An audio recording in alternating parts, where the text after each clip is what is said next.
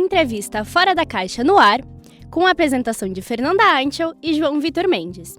Hoje iremos conhecer a assessora política Rúbia Machado, falaremos sobre sua trajetória, vida pessoal e também seus ideais. Rúbia, você pode começar contando um pouco sobre quem é você e qual é o cargo que você ocupa hoje? Bom, primeiramente, bom dia. E atualmente estou assessora política na Câmara de Vereadores do presidente da Câmara atual, Lucas Caranhato, também vereador. Minha trajetória na política, ela entra por acaso. Por acaso, sempre trabalhei muito com a minha imagem, né, no Instagram. E eu tinha uma frase que eu brincava muito, que era: quem não era visto não era lembrado, né? Então, através dessa frase e dos movimentos em que eu fiz, o Lucas estava precisando de uma assessoria, perguntou para algumas pessoas e, por coincidência, essas mesmas pessoas citaram meu nome. E ali através disso, eu acabei parando na Câmara. Então, Rúbia, o que te motivou a se tornar assessora de um vereador que agora é o presidente da Câmara? Mas o meu processo político, né? Eu trabalhei muito tempo como educadora social, então a política estava dentro de tudo isso. E quando ele me fez o convite, eu pensei duas vezes, né? Será que eu vou ou não?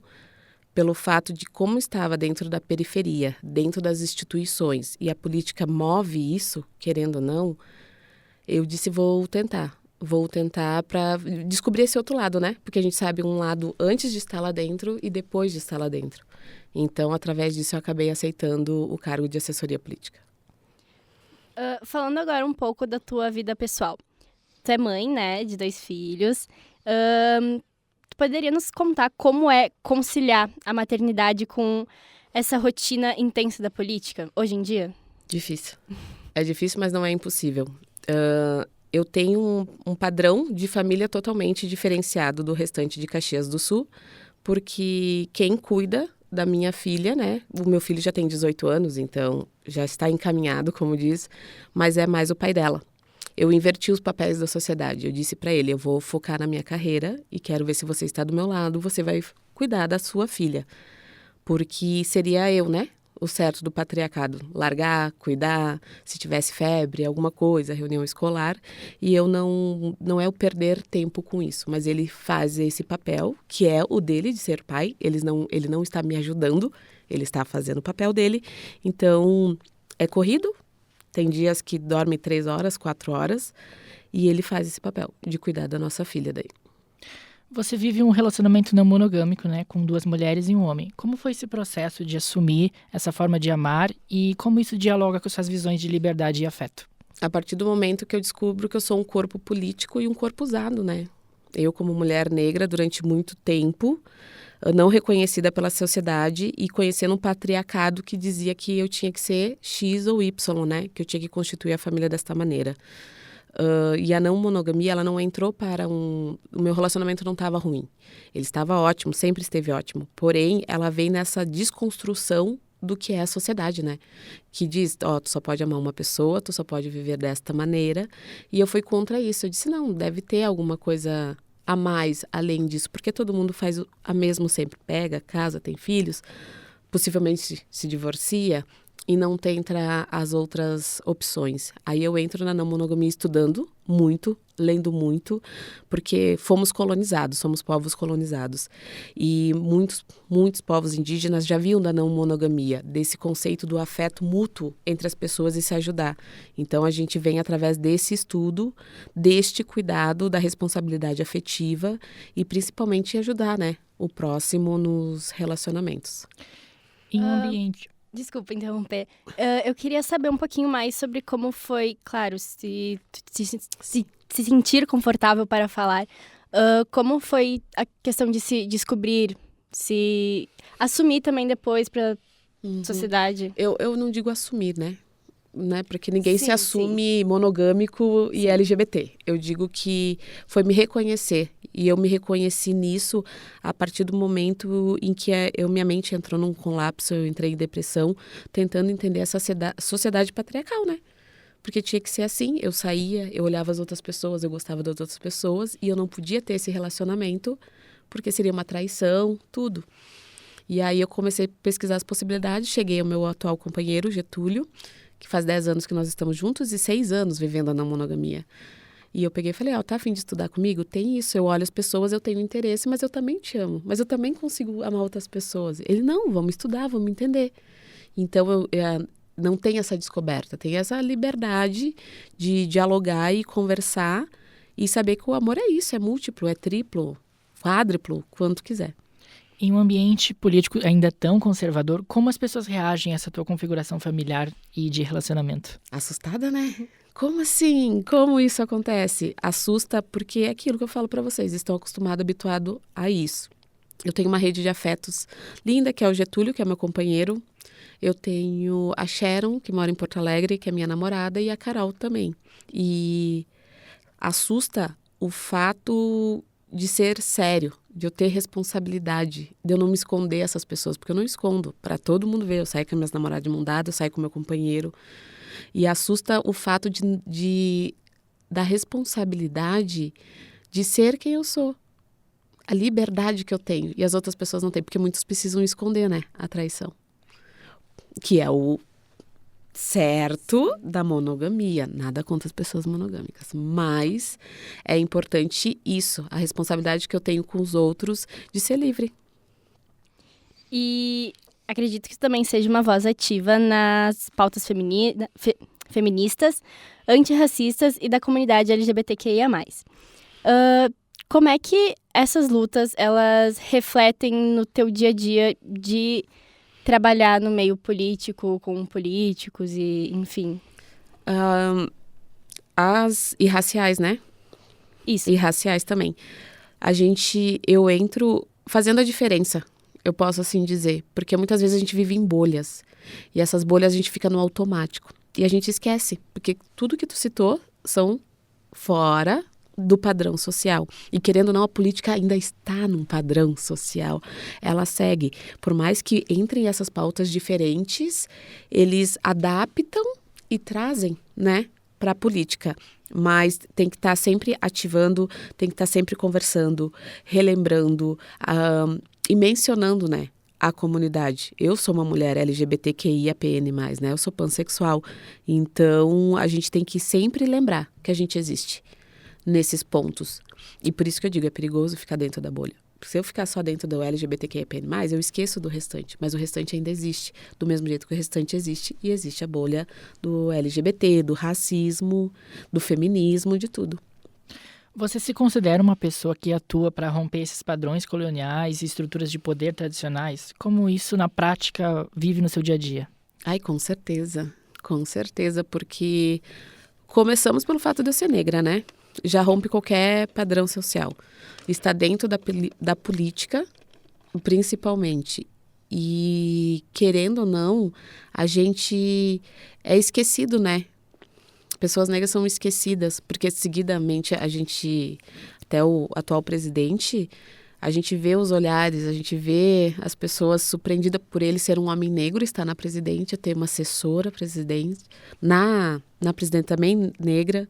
Então, a gente rompe esse padrão querendo melhorar, normalizar, na verdade, eu acho. O papo tá bom, mas a gente vai fazer um intervalo rapidinho. Já voltamos.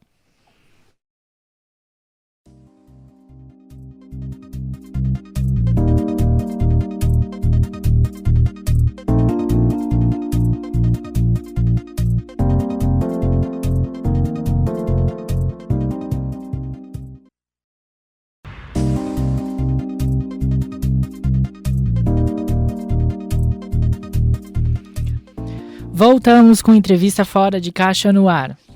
Então, a gente vai falar sobre a tua questão religiosa. Você se define como bruxa. O que isso significa para você? Eu me descubro bruxa espiritualista há uns 10 anos atrás, quando vem essa mudança em mim, em questionar tudo, né? Que eu era católica, apostólica, romana, padrão social. E me incomodava muito algumas coisas, algumas falas. E aí eu fui estudando, né? Espiritualismo em todas as partes, budismo, tudo que tem a ver, religiões matrizes africanas, fui estudando tudo. Até me encontrar na bruxaria, com uma questão familiar também, né? Sou bisneta de mulher negra, escravizada. Então, muito antes de vir a questão matriz africana, vinha essa questão das flores, das ervas, do tarô, que é o que a minha família sempre teve. E aí, ali, eu vim me descobrir bruxa pelo poder, né? Eu acredito muito no universo, no que ele pode trazer. Foi a melhor escolha que eu fiz em toda a minha vida. E essa sua escolha, ela reflete na política. Gostaria de que tu comentasse como tu vê no sentido mais político da coisa, sobre ser bruxa. Eu acho... A gente começa pelo passado, né? Mulheres foram queimadas por ser diferente, por apostar em coisas diferentes. Então, a bruxaria me traz até ali com esse ponto. Eu sou uma pessoa diferente, eu sou uma mulher diferente. E estar num domínio onde praticamente é aquilo que a gente volta a falar, patriarcal normativo. As pessoas ali têm só um gênero, ou só uma maneira de viver, ou somente uma fé. E quando eu chego do meu jeito, né, que não é fora da caixa, então acaba surpreendendo e trazendo pontos positivos, porque muitas vezes o que eu falo não é o que as pessoas estão esperando. Elas estão esperando o que o povo normal fala, né? E eu venho com outra perspectiva da bruxaria, que também me ensina muito, né? Não só questão feitiço, enfim, tarô, mas a espiritualidade, sim, que ela traz muito amor, ela traz muito respeito ao próximo, muito mais que outras religiões. E a bruxaria é um ato político, né? Sim, demais, porque tu foge de tudo. Tu conheces espiritualistas, umbandistas, católicos e evangélicos, e muito pouco se cultua da questão da bruxaria. E ela traz muito isso, muito afeto, muito amor, muita responsabilidade com tudo e com todos e todes. E a figura da bruxa, ela foi historicamente marginalizada pelas pessoas, assim como muitas causas que você defende.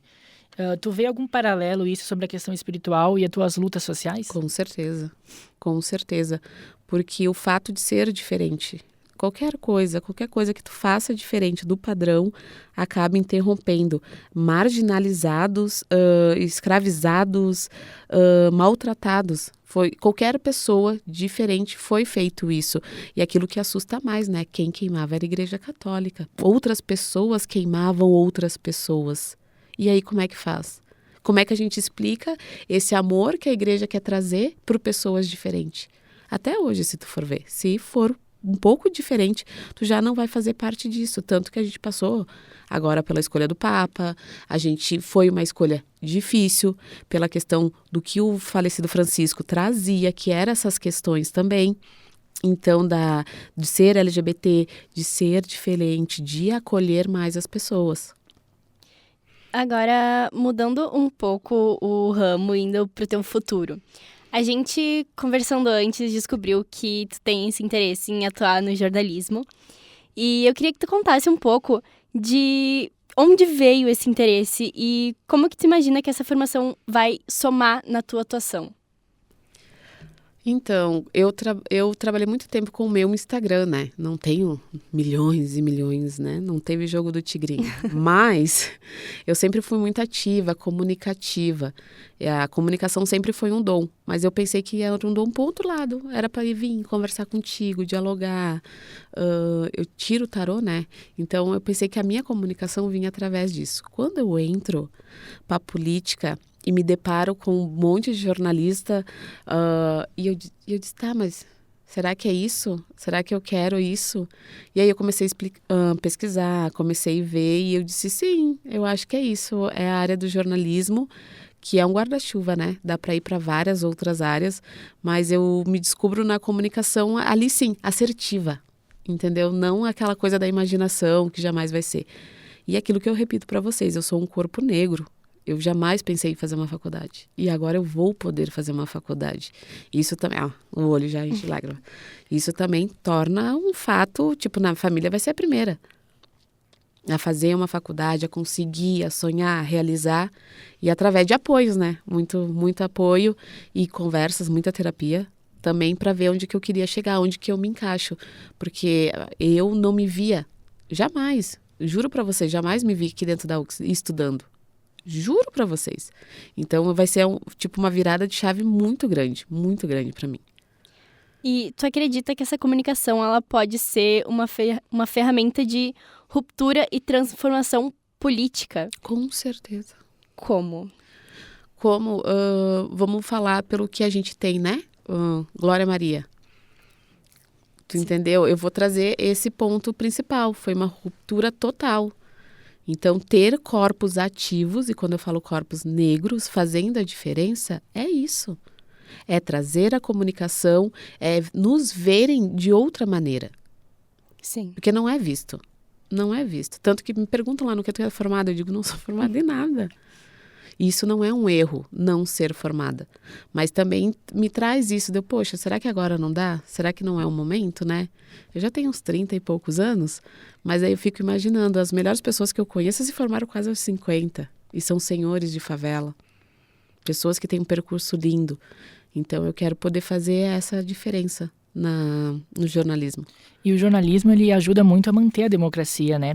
E nos tempos atuais a gente vê muito rupturas na democracia e ataques direto a ela. E o jornalismo é uma ferramenta importante. Como você vê essa questão? Nos debates diários, né? A gente acompanha vários canais, né? Quando a gente trabalha com política, a gente entra em vários canais e a gente vê tanto de esquerda quanto de direita.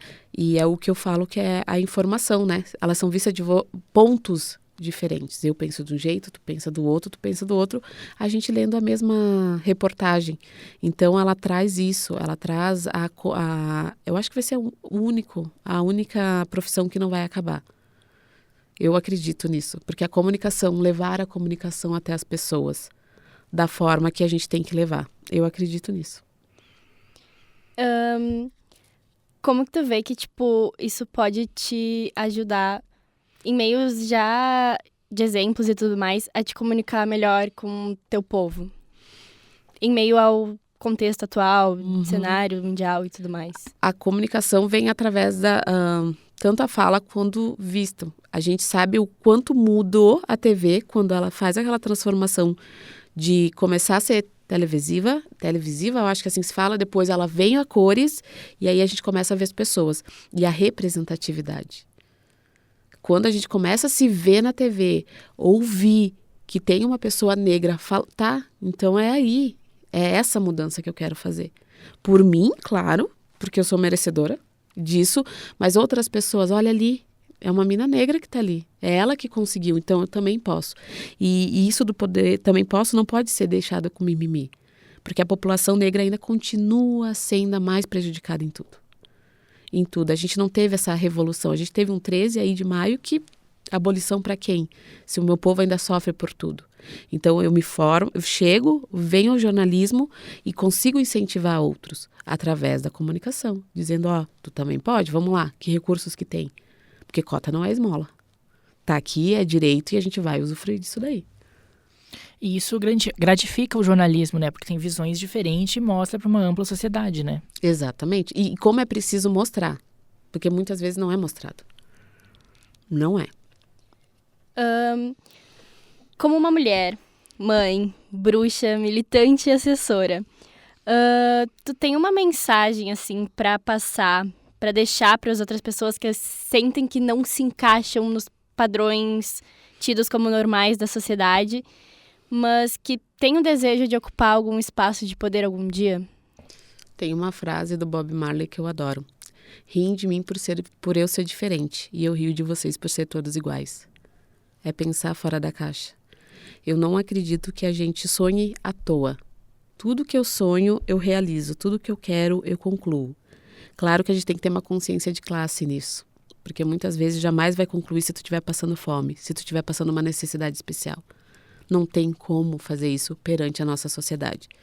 Porém, a gente tem muito, muito a aprender com isso. Então, se tem um sonho, vai atrás. Ninguém sonha um impossível. Não tem impossível para nós. Não pode ter. Durante um tempo teve, agora não.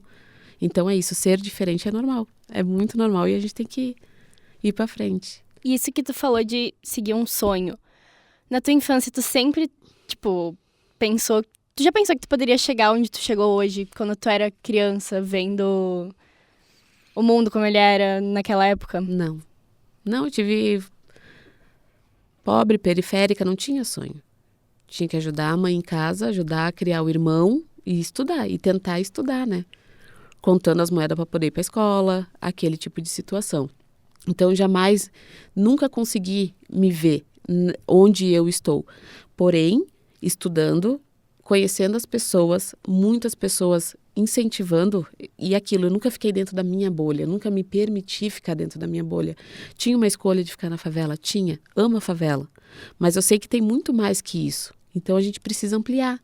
Então foi sempre ouvindo os conselhos. Eu achava que eu tinha uma dicção horrível, porque teve um tempo onde a minha mãe, ela tentou me educar, mas como uma mãe que só tem até a 4ª série educa uma criança. Ela não sabia, então, da maneira dela, ela era agressiva, batia, enfim. E eu me lembro que tinha que ler alguma coisa, me tremia toda, porque ela era agressiva, já deixo bem claro, foi a maneira que ela foi educada, então tá tudo bem. E aí eu ia ler, eu disse, gente, eu tô lendo tudo errado, tá sendo tudo errado, não vai dar certo. E aí vem as minhas professoras e disseram, meu Deus, como a tua dicção é boa, como tu lê bem, e eu... Tá, mas a mãe diz ao contrário. E aí, ali eu consigo entender que tem perspectivas diferentes, situações diferentes. E ali eu começo a entender que a minha mãe foi educada de uma maneira e eu ia ter que ser educada de outra maneira. E não ia poder contar com a minha mãe. Mas não deixando ela como mãe de lado, mas sim até os limites dela. E aí que eu começo a descobrir e vou indo e não paro mais. E muita leitura, né? Sim. Meu Deus, eu amo ler. E a gente vê que são padrões, né? Nossos pais foram criados de uma maneira, os pais dele foram criados de outra. Como é que tu faz pra romper esse padrão com os teus filhos? Aí é pesado porque eu era minha mãe inscrita, né? Na agressividade, da maneira de criar meus filhos, porque foi a maneira que ela me criou. Então a gente repete padrões. Sim. Aí eu começo a quebrar padrões quando eu vejo que eu tô parecida com ela. Isso me assustou muito. Me assustou demais. Daí eu disse, não, eu não quero ser igual a minha mãe. Então, eu começo a pedir as coisas, né, pro universo. Eu preciso de mais paciência com meu filho, eu preciso aprender mais, tudo. E aí, eu venho mudando e lendo, né? Lendo sobre educação positiva, conversando, diálogo com meu filho. Hoje ele tem 18 anos, mas muita conversa. Muito, o que tu gosta, como é que tu quer que a mãe te trate, como é que funciona isso. E eu quebro totalmente esses padrões, porque o Victor, ele chega... ali até uns 8 anos, onde eu ainda sou agressiva com ele. Daí é dos 8 até agora, então, são 10 anos, é isso, é o diálogo, é a conversa. Ele não fez nenhum papel. Eu, por exemplo, eu fiz papel de mãe pro meu irmão, né? Eu tive que ajudar a criar meu irmão, então eu já fui mãe cedo. E aí eu tentei passar essa responsabilidade pro meu filho quando a minha filha nasceu. Daí eu disse, não, mas tá errado. Ele é irmão. Ele tem que cuidar, ele é só irmão. E aí ali tu começa a perceber que tu não precisa repetir os padrões. Sim. Por fim, eu queria te pedir o que tu ainda sonha em conquistar, tanto na tua vida pessoal quanto na tua carreira. Ai, o mundo é pedir demais? Não. Eu quero conquistar tudo que eu posso. Eu não quero ter limite. Eu não tenho limite. Eu quero tudo que as pessoas disserem que eu não posso fazer, eu quero fazer. Eu quero fazer jornalismo e depois fazer uma advocacia e quem sabe entrar para política e quem sabe continuar evoluindo, crescendo e principal, ajudar a humanidade de alguma maneira, né? Então eu não tenho um específico. Eu vou criando eles, eu vou batendo a meta e quando chega na meta a gente dobra a meta. E assim eu vou indo. Rúbia Machado, olha aí, se define em 3 palavras. Sonhadora, realizadora e maravilhosa. Estamos, de repente, diante de uma futura presidenta? Estamos? Por que não? Claro, temos que sonhar, né? Com certeza. E fazer a diferença, né? Sim, claro. E romper padrões. Eu acho que eu tô aqui exatamente isso, para romper padrões. Porque ninguém sonha com isso. Isso é inalcançável para muitas pessoas. Ter um planejamento e ver onde quer chegar na questão política. E sim, quem sabe uma futura presidenta. E nenhum assunto melhor que esse para te pedir para dar um recado para quem está ouvindo, que estamos chegando ao fim da nossa transmissão, e divulgar também em tuas redes sociais.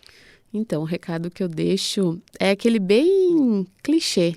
Nunca deixem de sonhar e tenham em mente que ser diferente é a melhor coisa que existe. Não tentem se alienar a padrão nenhum, de nada. Enfim, sendo do LGBTQIAPN+, sendo bruxos e bruxas, todos, todas e todes. Eu que agradeço a presença da Rúbia e agora vamos para a questão de tu mostrar as redes sociais. Qual é pra gente ter uns seguidores aqui? Rúbia Bruxinha. Eu só tenho somente o Instagram, não sou a favor do TikTok. Ó, a pessoa já adicionando novos. Mas é Rúbia Bruxinha. Caso queiram me seguir lá, fiquem à vontade. E agradeço a você, a sua audiência. E fiquem ligados porque nos próximos programas temos muitas novidades. Até logo.